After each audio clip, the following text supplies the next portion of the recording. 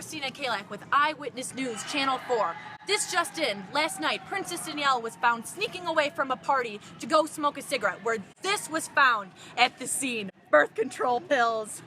Shortly after this was found, sources say that Danielle was caught slurring her speech with facial drooping and stumbling. Could it have been the alcohol, or is there more to this story? And now, here is the clip from last night's story. I'm safe. Oh, I need a cigarette. Beep, beep. My birth control pill. I have to take my birth control pill. Oops. And now, I'm going to send you over to Val, who is sitting down with the doctor who saved Danielle's life. Thank you, Christina. I'm here with Dr. Strauschen to discuss what protocols were followed in order to treat Princess Danielle and help her to her journey on recovery. Thank you, doctor, for being here with us today. Thank you for having me. So tell us a little bit about the protocols that were followed once Danielle arrived to the hospital. Well, as soon as Danielle came in, I knew it was a classic stroke case, so we had no time to spare. We talked to her assistant, and I got a quick history, and then we sent her for a CT scan to rule out a hemorrhagic stroke. What is a hemorrhagic stroke, and why do you have to rule it out? Well, there are two different kinds of strokes. There's an ischemic stroke and a hemorrhagic stroke. An ischemic stroke is due to a blood clot caused by many different risk factors, such as smoking, oral contraceptives, and poor dietary habits. And a hemorrhagic stroke is also known as bleeding in the brain, primarily caused by head trauma. However, ischemic strokes account for nearly 80 to 85% of strokes, and hemorrhagic only account for 15 to 20.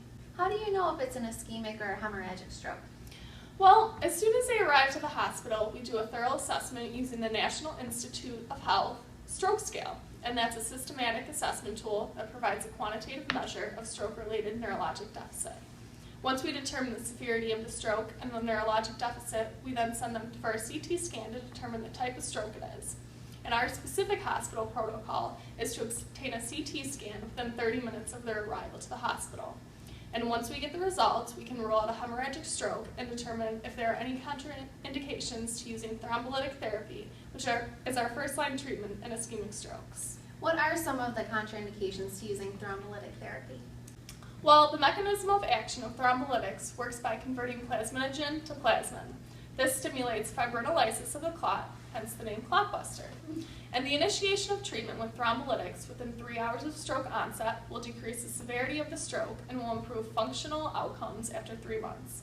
Since this type of medication is such a potent clotbuster, we need to rule out any contraindications such as recent anticoagulation therapy or over-the-counter use of any NSAIDs or herbal supplements that may increase one's risk of bleeding.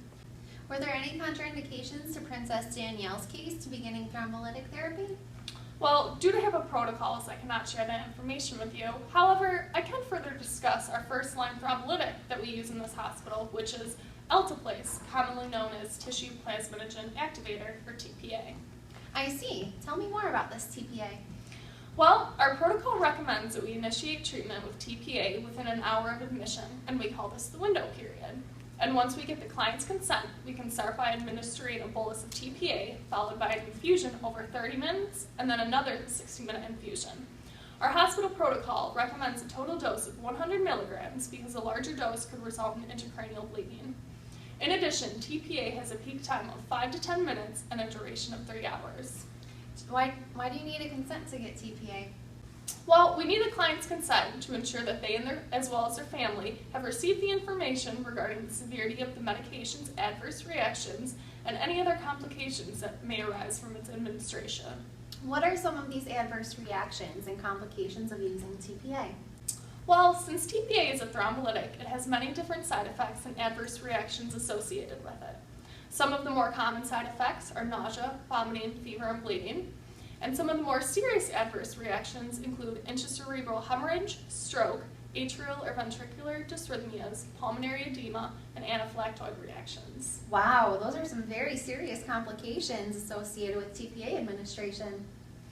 Yes, our medical staff has to be very attentive and use thorough assessment skills to monitor for the reactions. In addition, a lifelong treatment plan is established in order to optimize neurological status and promote a healthy lifestyle and medication compliance in order to prevent any further strokes. What are some of the components of this treatment plan? Well, we encourage compliance with antiplatelets such as aspirin or Plavix in order to prevent recurrent ischemic strokes. In addition, physical therapy and occupational therapy referrals are needed to improve any neurological and musculoskeletal deficits following a stroke. We also encourage smoking cessation and healthy lifestyle and dietary changes such as a low-fat diet and exercise regimens. Well, thank you, Dr. Strauschen, for sharing all this information with us today. And I know I can speak for many Americans when I say that this information is very valuable after seeing the detrimental effects that a stroke can cause. I can only hope that lifestyle changes and prophylactic medication compliance, we will see the prevalence of stroke decrease with the years to come. Yes, thank you for having me today. And now, with the permission of Princess Danielle, we are going to show a quick clip of her road to recovery. Okay, Danielle, let's see how well you can walk today. Can you stop? Raise your hands for me. Yes. And in front of you. Good. Can you smile? Good. And pronounce your name for me. Danielle. Good. News. Reports from last night says Danielle, Princess Danielle. No. Wait for these people. Oh, Well, thank you, Dr. Strauschen, for Thank you for having me. So